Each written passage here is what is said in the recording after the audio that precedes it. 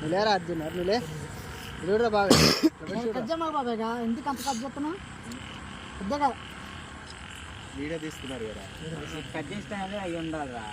ఓకేనా ఏంటి చూడు బాబు మంచిగా కట్ చేసిన కూడా ఉండాలి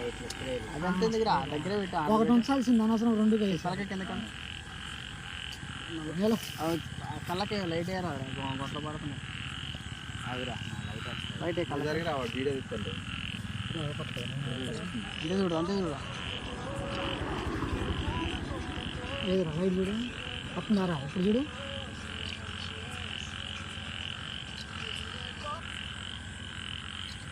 వచ్చింది